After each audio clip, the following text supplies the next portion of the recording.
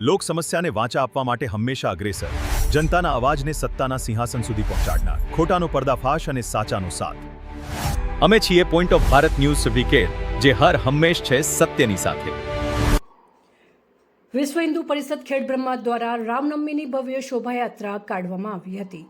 સાબરકાંઠા જિલ્લાના ખેડબ્રહ્મા શહેરમાં રામનવમી પર્વની ઉજવણી ધામધૂમપૂર્વક કરવામાં આવી. આ પ્રસંગે ખેડબ્રહ્મા શહેરના અંબિકા માતાજીના મંદિરેથી નીકળીને ખેડબ્રહ્માના મુખ્ય બજાર વિસ્તારમાં ભગવાન શ્રીરામની શોભાયાત્રા નીકળી હતી, જેમાં મોટી સંખ્યામાં રામ ભક્તો જોડાયા હતા અને ચૈત્ર સુધી નોમના દિવસે માતાજીના મંદિરે વિશ્વ હિન્દુ પરિષદ દ્વારા રામનવમીની ભવ્ય શોભાયાત્રા શણગારેલી જીપમાં વિરાજમાન ભગવાન શ્રીરામની શોભાયાત્રા શરૂ થઈ હતી.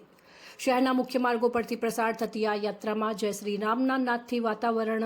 આ શોભાયાત્રામાં દુર્ગા વાહિની બહેનો દ્વારા સાહસિક કરતબોનું પ્રદર્શન કરવામાં આવ્યું હતું અને શહેરના વિવિધ માર્ગો પર હિન્દુ સંગઠન દ્વારા શોભાયાત્રાનું સ્વાગત કરાયું હતું.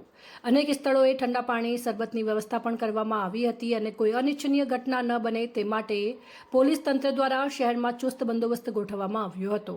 શહેરના વિવિધ વિસ્તારોમાં ભ્રમણ કર્યા બાદ શોભાયાત્રા હોટલ જજમાન રૂપટોપ ઉંડવા પૂર્ણાહુતિ કરવામાં આવી હતી. આ શોભાયાત્રામાં વિશ્વ હિન્દુ પરિષદ અને બજરંગ દળના કાર્યકરો અને દુર્ગા વાહિનીની બહેનો મોટી સંખ્યામાં હિન્દુ સમાજના આગેવાનો જોડાયા હતા. ચંદ્રશેખર ભાવસાર, ખેડબ્રહ્મા.